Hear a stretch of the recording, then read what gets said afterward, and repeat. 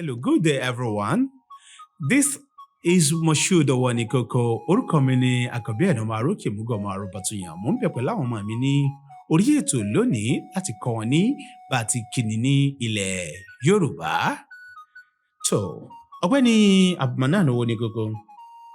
Ǹjẹ́ tá a bá fẹ́ kíyàn bí wọ́n ti kíni nílẹ̀ Yorùbá wípé good morning, báwo la ṣe kíni nílẹ̀ Yorùbá?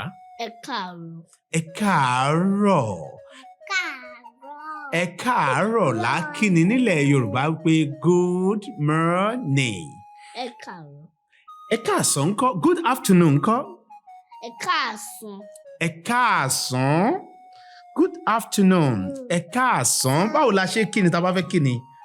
Ó yá, ṣé ẹ máa ń kúnlẹ̀ ni àbí báwo? Ó yá, kúnlẹ̀ ká wò ó. Kúnlẹ̀. Ẹ káàsán. Ọmọ mi kúnlẹ̀ wípé ẹ káàsán. That is good afternoon. Tá a bá fẹ́ kíni wípé good evening. Báwo la ṣe kíni? Ẹ káalẹ́. Ẹ káalẹ́. Ẹ káalẹ́.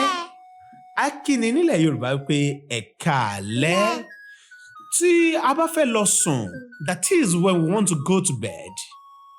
How do we say good night in Yoruba? Ó dàárọ̀. Ó dàárọ̀. Ó dàárọ̀. That is good night. So, ẹ̀yin èèyàn wa tẹ́ ń gbọ́ wa ní lóko.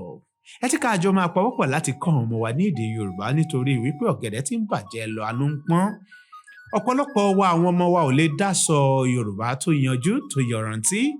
Àwa náà ti bẹ̀rẹ̀ ní ẹ jẹ́ ká jọ gbárùkù tira wa ká máa kọ́ra wa ní èdè Yorùbá nítorí pé ká má máa sọ èdè wo ní gbogbo ìgbà Gẹ̀ẹ́sì àbí kílẹ̀ ni mo sọ?